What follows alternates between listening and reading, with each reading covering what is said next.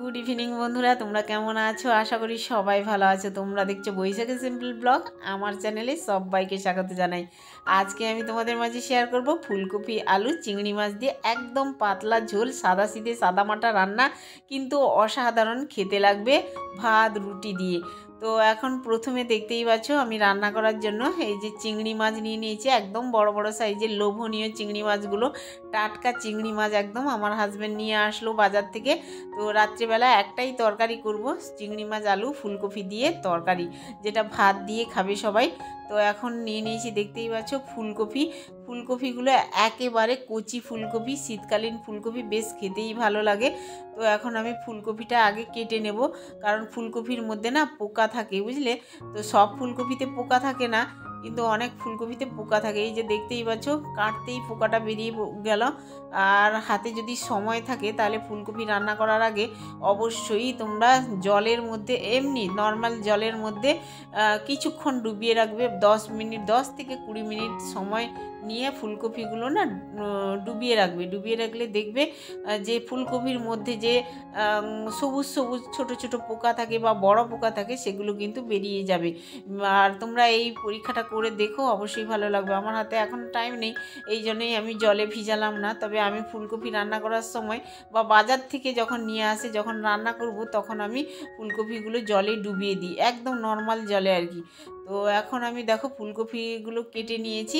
আর এই যে দেখতেই পাচ্ছ আমি হচ্ছে আলুগুলো ছুলে কেটে নিচ্ছি আর কি। এগুলো হচ্ছে চন্দ্রমুখী আলুগুলো বেশ তরকারিতে ভালো লাগে খেতে। আর আমি এখানে একটাই তরকারি করব রাত্রিবেলায়, এই জন্য একটু আলু বেশি করে দিচ্ছি, আর ফুলকপি যা ছিল তাই দিয়ে দিয়েছি আর কি। তো চলো সবজিগুলো কেটে নিই, তারপরে হচ্ছে চিংড়ি মাছটা কাটবো, কেটে তারপরে রান্না চাপাবো। আর রান্না করার জন্য কি কি নিচ্ছি, সাধারণ তরকারি কিন্তু অসাধারণ খেতে লাগবে, তোমাদের বলেছি। তো প্রথমে দেখতে পাচ্ছ, অবশ্যই দেখো বন্ধুরা, রেসিপিটা ভালো লাগবে। আমি কিভাবে নতুন পদ্ধতি দিয়ে আমি ফুলকপি আলু চিংড়ি মাছ দিয়ে রান্না করি, একদম সাদামাটা তরকারি। তো দেখো প্রথমে আমি এই যে চিংড়ি মাছগুলো ভালো করে কেটে নিয়েছি, আর যে খোসাগুলো হয় চিংড়ি মাছের, সেই খোসাগুলো ছাড়িয়ে নিয়েছি কিছুটা। তো এখন লবণ হলুদ ভালো করে মাখিয়ে নিলাম চিংড়ি মাছে।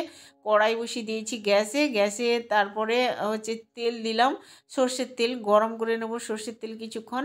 আর তারপরে চিংড়ি মাছগুলো ছেড়ে দিলাম। চিংড়ি মাছ ছেড়ে দেখো আমি চিংড়ি মাছগুলো বেশি কড়া করে ভাজবো না, একদম হালকা আঁচে অল্প করে ভেজে নেব, কারণ চিংড়ি মাছ যত বেশি ভাজবো না তত বেশি শক্ত হয়ে যাবে আর কি। তো হালকা করেই আমি ভেজে নিয়েছি, দেখতে পাচ্ছ এখন ভাজা কমপ্লিট হয়ে গেছে। চিংড়ি মাছগুলো আমি একটা পাত্রে তুলে নেব। তারপরে হচ্ছে আমি মশলাগুলো আমি একে একে কিভাবে রান্না করি মশলা দিয়ে, সেই মশলাগুলো তোমাদের অবশ্যই দেখাবো।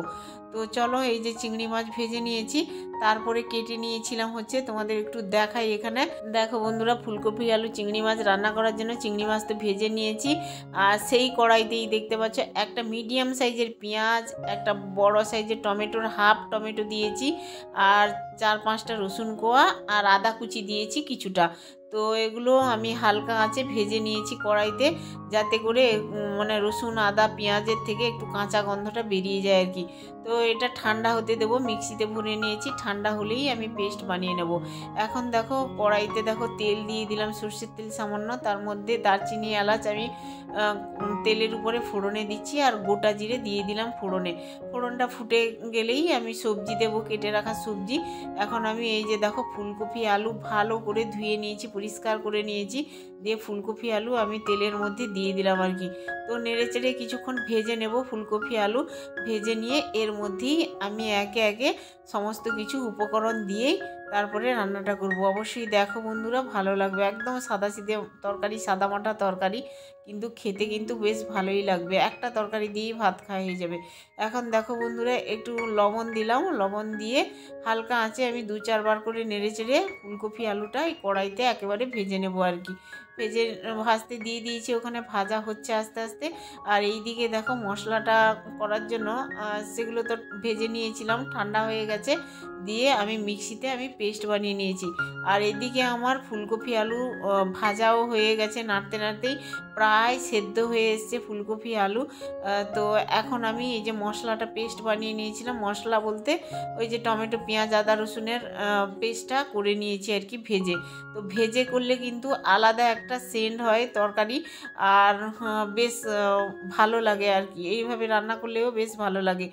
আর দেখো বন্ধুরা, এই যে মিক্সিতে পেস্ট বানিয়ে নিয়েছিলাম, পেস্টটা দিয়ে দিলাম, আদা রসুনের টমেটোর পেস্টটা দিয়ে দিলাম ফুলকপি আলুতে।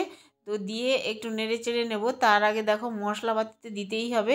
এখানে আমি দিচ্ছি হচ্ছে লঙ্কার গুঁড়ো, হলুদের গুঁড়ো দেবো, আর জিরের গুঁড়ো, ধনে গুঁড়ো দেবো এখানে। দিয়ে ভালো করে নেড়ে চেড়ে কষিয়ে নেবো আর কি, ভেজে নেবো আর কি, ফুলকপি আলু দিয়ে ভেজে নেব। তো চলো তোমরা সঙ্গে থেকেও দেখতে থাকো। তোমরা অবশ্যই বাড়িতে এইরকম রেসিপি ট্রাই করো, তো ভালো লাগবে। আর আমি তো চিংড়ি মাছ দিয়ে এখানে ফুলকপি আলু রান্না করছি। তোমরা চাইলে এখানে শুধু ফুলকপি আলু এইভাবে পেস্ট বানিয়ে তোমরা রান্না করতে পারো, যে কোনো তরকারিতে বেশ ভালোই লাগবে। আর যে কোনো কিছু দিয়েই খাওয়া যাবে, মুড়ি দিয়েও বেশ ভালো লাগবে, আবার রুটি পরোটা ভাত এগুলো দিয়েই তো ভালো লাগবে।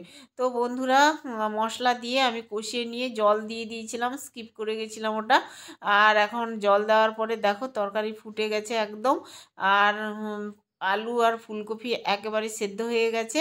তো এখানে দেখতে পাচ্ছ বন্ধুরা, এই যে বড় বড় সাইজের আমি হচ্ছে চিংড়ি মাছ দিয়ে দিচ্ছি।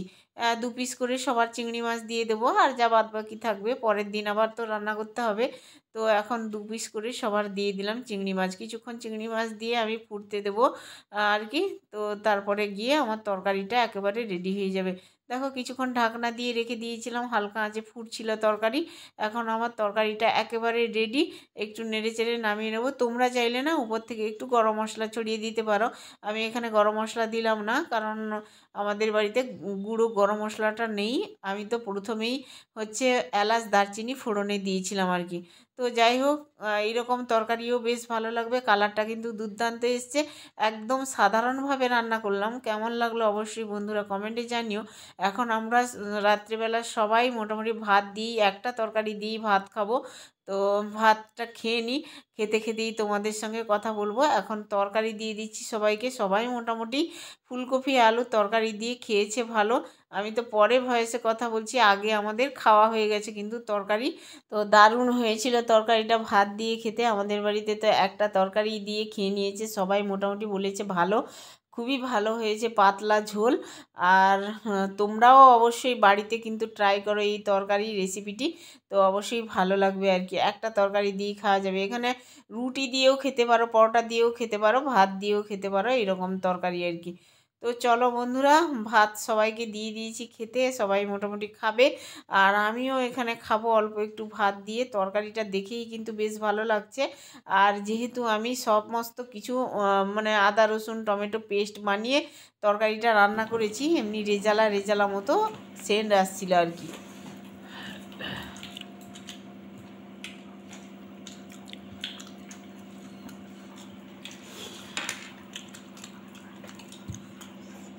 তরকারিটাতে জুস রেখে দিয়েছি, চিংড়ি মাছ যে তরকারিতে পড়ে সেটাই ভালো হয়। আর খুব ভালো হয়েছে নতুন নতুন ফুলকপি আলু দিয়ে তরকারি, ঝোল একটাই তরকারি রাতে। তো খাচ্ছি ভাত, ভালো লাগছে বেশ বন্ধুরা। চিংড়ি মাছগুলো বেশ বড় বড়, টেস্টও হয়েছে বন্ধুরা, আর বেশ ভালো লাগছে। তো আমার এরকম রেসিপি যদি ভালো লেগে থাকে, ফুলকপি আলু চিংড়ি মাছ দিয়ে তরকারি, তাহলে বন্ধুরা তোমরাও বাড়িতে ট্রাই করো, ট্রাই করে খেয়েও ভালো লাগবে। আর অবশ্যই ভালো লাগলে একটা লাইক কমেন্ট শেয়ার সাবস্ক্রাইব করতে ভুলো না চ্যানেলটাকে। সবাই ভালো থেকে সাবধানে থেকে, আবার দেখা হচ্ছে নিউ রেসিপি নিয়ে, নিউ ভিডিও নিয়ে। টাটা, শুভরাত্রি।